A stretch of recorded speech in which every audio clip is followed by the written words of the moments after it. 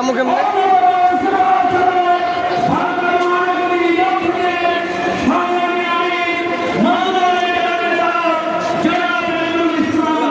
যাবেন কেমনে? ওই পাশ থেকে না এখানে যাবেন কেমনে? ওই পাশে যাবেন কেমনে?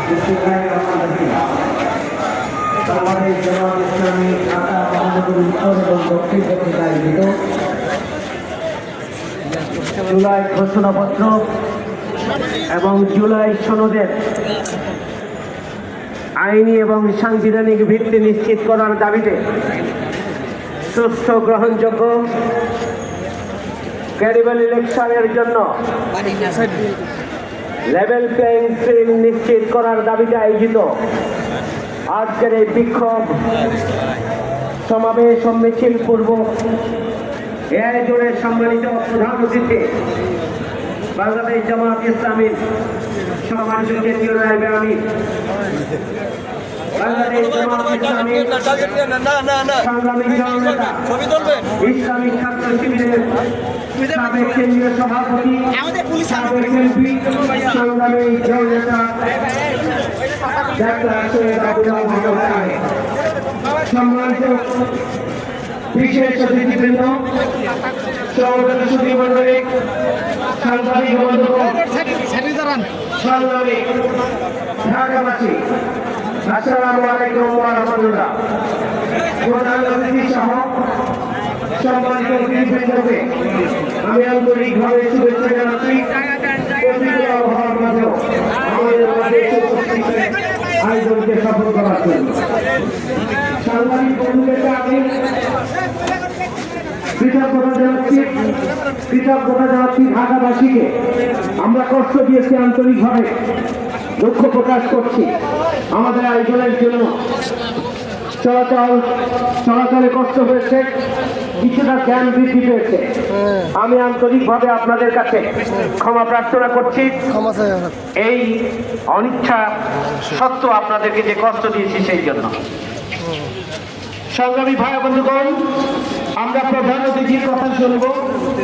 আমরা প্রধান অতিথির বক্তব্যের পরে প্রধান অতিথির নেতৃত্বে আমরা নাইটের পর হয়ে আমরা আমাদের মিছিলের কার্যক্রম আমরা শুরু করবো ইনশাআল্লাহ। আজকে বিক্ষোভ পরবর্তী আমাদের মিছিল হচ্ছে প্রধান কর্মসূচি। শেষ পর্যন্ত সাংবাদিক এবং সর্বস্তরের ঢাকাবাসীকে আমাদের এই মিছিলে সম্পৃক্ত হয়ে মিছিলকে সফল করার জন্য আমি আপনাদের প্রতি বিশেষভাবে আহ্বান জানাচ্ছি। সংগ্রামী ভাইয়ের আমার, আজকে ইতিমধ্যে আপনারা বক্তব্য শুনেছেন। প্রধান অতিথির কাছ থেকে আপনারা আরো গুরুত্বপূর্ণ বক্তব্য শুনবেন। অন্তর্বর্তীকালীন সরকারের প্রধান একটি অপূর্ণাঙ্গ জুলাই ঘোষণাপত্র তিনি ঘোষণা দিয়েছেন। তিনি আইনি ভিত্তির ব্যাপারে কোনো বক্তব্য দেন নাই।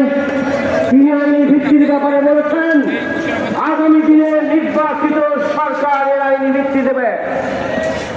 যদি তাই হয় তাহলে অন্তর্বর্তীকালীন সরকারের আইনি ভিত্তি নেই। আপনারা যে ভিত্তির বলক বর্তমানে প্রথম সরকার পরিচালনা করছেন সেটি তাহলে অবৈধ হয়ে যায়। আমরা পরিষ্কার বলতে চাই, অপূর্ণাঙ্গ ঘোষণাকে পূর্ণাঙ্গ করতে হবে। এখানে আমাদের সেনা কর্মকর্তাদেরকে যারা জীবন দিয়েছেন সেই ঘটনা এখানে সম্পৃক্ত সংযোজন করা হয় নাই। ঘোষণাপত্রে নির্মম হত্যাকাণ্ড সংযোজন করা হয় নাই। সাইদি সাহেবের হত্যা করা হয়েছে এবং আমাদের শীর্ষ নেতৃবৃন্দকে হত্যা করা হয়েছে। বিচারিক হত্যাকাণ্ডকে এখানে সংযুক্ত করা হয় নাই। আমি এবং আমাদের অবদানকে এখানে সম্পৃক্ত করা হয় নাই। ছাত্র সমাজের অবদানকে সম্পৃক্ত করা হয় নাই।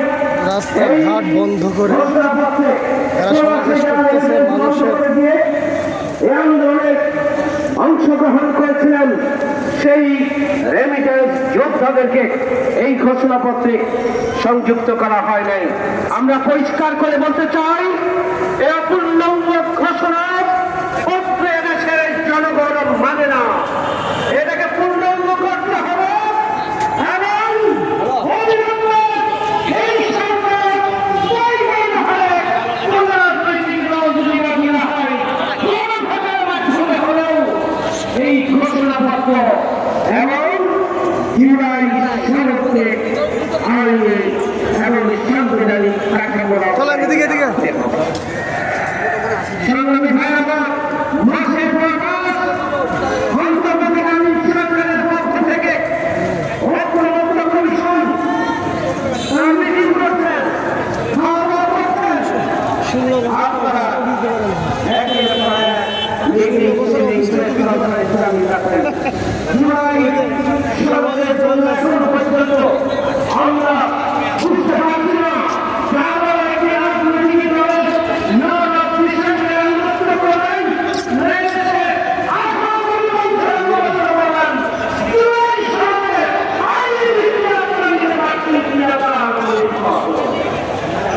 এই জন্য আমরা আজকের চূড়ান্ত থেকে আমরা স্পষ্ট ভাষায় বলতে চাই, জুলাই সনদ